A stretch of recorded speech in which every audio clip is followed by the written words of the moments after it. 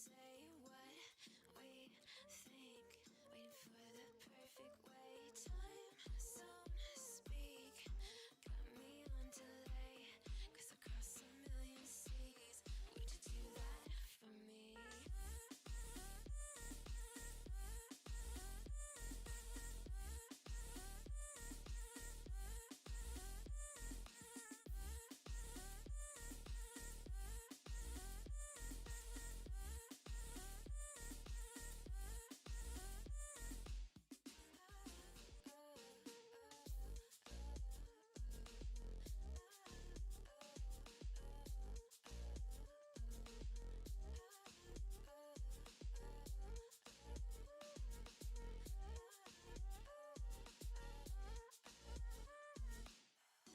Goddamn world 3 times.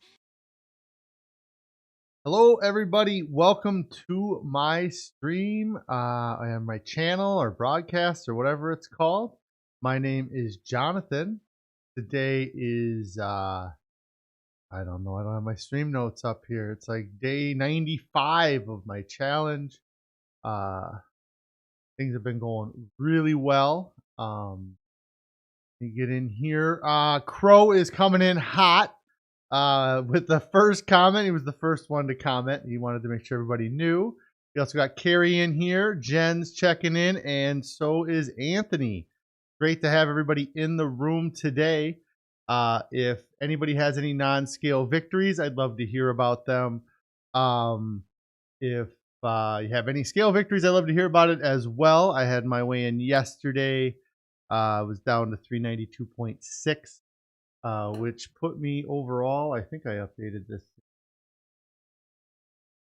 127 total is what my total is now. So that is pretty awesome. I was I had a pretty busy day today leading up. I had a meeting that just ended at like 3:58. It was a Zoom meeting. Hair's all messed up, and I had to change all my computer settings, and just nothing's anywhere where it's supposed to be. So yeah, I'm a little frazzled with that. So I don't have a lot of non-skill victories. The only thing I would say would be, I helped out a lot with cooking dinner last night. It was a fail in that none of the kids actually ate any of what I made. Well, they did as long as there was sour cream on it. They ate some of it. But my in-laws are visiting, and they ate it. So either they're crazy or, well, they are crazy because they're my in-laws. But they ate it, so they didn't complain. But I don't imagine it was super tasty because it was kind of close to something that would fit on our diet. We're just slowly trying to introduce the kids to new stuff. But like I said, my non-scale victories would be just getting them trying and helping out in the kitchen and doing the cooking and kind of taking over that. To let Carrie take care of, especially with there you go. That'll be the non-scale victory. Yesterday was the first time in my life I've ever cooked rice. That would be my non-scale. Never cooked rice. I'm not saying it was good. I'm just saying that I put 1 cup of rice, 2 cups water, put it on a stove, cooked it. So that would be my non-scale. Bolt say we should get a thumbs up record. Yes, absolutely. If you guys haven't already, make sure you like the video. Make sure you're subscribed to my channel so that you get the updates when I'm going live. I usually go live around 4 p.m. on weekdays. Today is going to be the last day. This week I go live, but I will be back on Monday. We have just a crazy snowstorm that came through here today. I posted a photo on my Instagram, just some of the biggest snowflakes that I ever seen. There was actually, if you see the photo, there's a snowflake that they're like accumulating on my eyebrow. So that either means that the snow was big or I need to get my eyebrows trimmed. But we'll just skip over it. And then Yeah, like I said, I didn't have a ton of time to prep here, but kind of something that came up in the Discord was about like struggles and the going back, and then when you break your diet, going back on your diet, and just kind of like this morning, I had there's just things that trigger the old um you know the smells in the air and stuff make pine for things that uh of meals past, I suppose. And this morning was definitely one of those that Carrie was cooking, and they were cooking eggs, and just the smell of the egg being cooked, and just an omelet in itself would be a nice thing. Not that you couldn't have those things on a diet, it's just they're not on my diet. And so, um, and then like I said, with the Discord, with that, we were just kind of talking about it, and I was thinking about with like one of the reasons I feel like I've set back or broke my diet or relapsed on my diet or gone back to the old habits, especially early on, is that you allow yourself to just get like scared, or you question whether or not it's even working, or if I'm going to do all this work and it's not even going to work anyways because I've done it 100 times in the past and it never works. And and then so it's easy to just go back to what you've already done. Like I survived for 38 years eating fast food every day, and sometimes 3 or 4 times a day. Uh, so I know I got at least this far doing what. So and, and so there's comfort in knowing um, the old. And then I think the other thing is that for those 38 years, I've trained myself that every single emotion is attached. If I'm sad, I eat. If I'm tired, I eat. If I'm angry, I eat. If I feel good, I eat. If I'm happy, I eat. If I'm bored, I eat. It's just every like associated with everything. And so then now when I'm faced with those emotions, especially ones that you don't see a lot, like an example I gave, what I was thinking of, I had an issue last month where I lost a large amount of data. It was something that there was nothing I could do. I had sent the stuff off to experts to fix it, and they even called me up and were like, "We don't know how this problem." And that anguish that I felt over that, or that just the like the first thing, I don't have that emotion a lot, but the first thing that goes to my head is always going to be, let's go grab a burger. Think about it after we have a burger. And so and then on top of that, even if it's a simple emotion that I have all the time, a happy or a sad or an angry, just because I overcame it once doesn't mean I've solved the problem. It just means that maybe sometime in the future, because for 38 years, every time I've been sad, I ate. It might take 38 years that every time I'm sad, I choose to do something else, um, to fix my brain from going to food first. And it still goes to food first now in some ways, but I'm choosing better options because I'm staying on plan. But it's got to get to a point where food isn't the choice. Like when you're tired, food probably isn't the answer. Going to bed is probably the answer. Finding when you're tired, finding relief from watching TV and staying up, or eating, or doing something else is not better than sleeping. But it's tough to tell yourself that every time, because you, like I said, it's you have to tell yourself it every single time, and it gets tiring to do that too. So then you get tired of that and you give up. And it's knowing that that is there and that the demon is going to be there is, I think, part of the steps you have to take. Um, so yeah, and that's just kind of, I mean, and it's one of those things where the other thing I have too here is that I I I have the accountability to everybody I'm trying to reach. And the people that, Bolt and Crow and Jen and Carrie and Anthony, all you guys that have all chatted today, I feel accountable to set some sort of example for you guys, um, uh, as well. And so, had that happened a month ago, I mean, it's a week before Christmas, whatever, like I, if nobody knew I was dieting, it would have been really easy for me to not show up. And I mean, there's still things I could do, and I could, but it's not.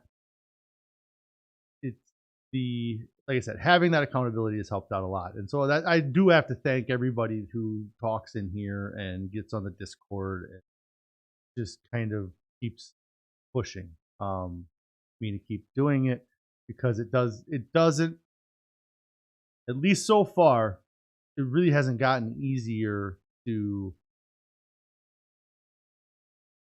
to get at. Like, in my head, I'm not over it, and that's part of my 3 years. That's why I set such a long timeline, because I've stuck to diets for 4 months, I've stuck to diets for 6 months, 9 months, 8 months, 10 months, and I've had great successes. But the those successes happen so quick, and I never really learned um, what I should be doing for me. I just was trying to I was band-aiding the problem by losing weight, which is weird, like the fatness maybe is a symptom of the real problem, which is the addiction to the food and the eating and the all that. So, Crows says eating as a coping mechanism is pretty common, and he's definitely guilty of it. Uh, yeah, it is. Yeah, and we've all coped. And it's just like it's in that in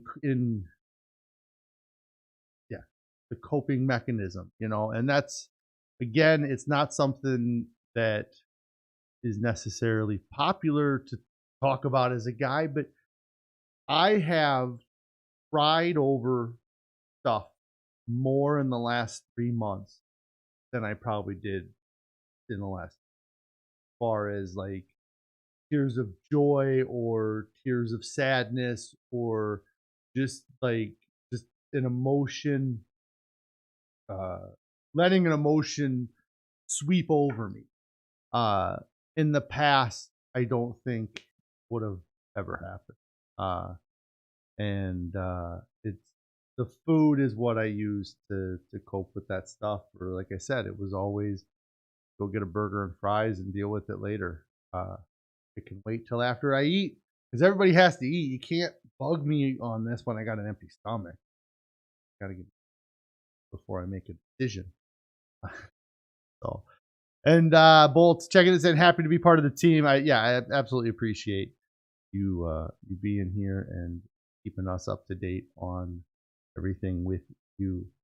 Um, but I like I've said multiple times, I don't have a ton today. I just like to check in, see how you guys are doing. Uh, Man, we have just a really awful snowstorm that came through here. That it was a lot of water, and so there's going to be a lot of ice underneath everything. So I do have to get home to get stuff going. But I will be back on. Um, Thanks, Crow. Says I'm looking good. Thank you. Um, I will be getting back. I just realized that I'm wearing. I didn't intend to wear this shirt today because I wear it like just keep warm. And it's the same shirt I had on stream.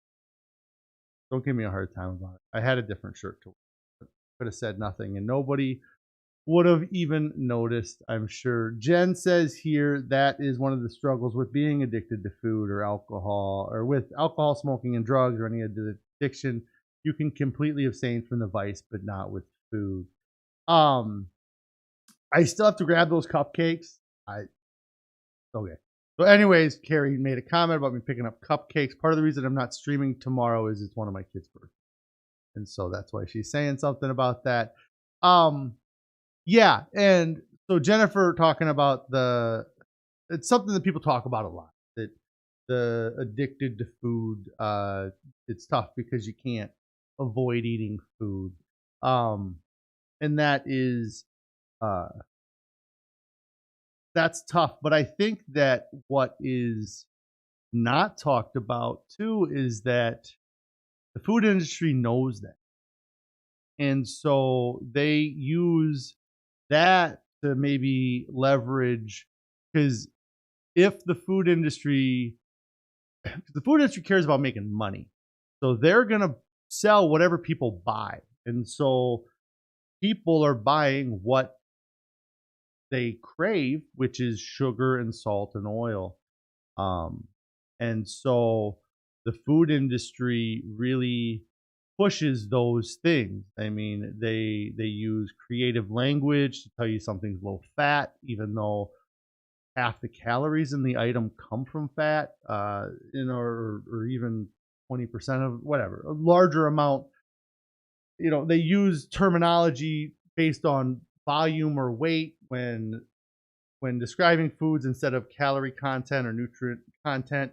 Um, and so, uh, what and Carrie kind of beat me to my punchline here is that while I cannot abstain from eating, I can abstain from things that have been found to be addictive, like caffeine and sugar and oil, uh, and those things that uh, like, even though I'm not abstaining from eating, I really feel as if I'm abstaining from the Western diet. There's nobody that uh, is pushing this diet because there's not a lot of money.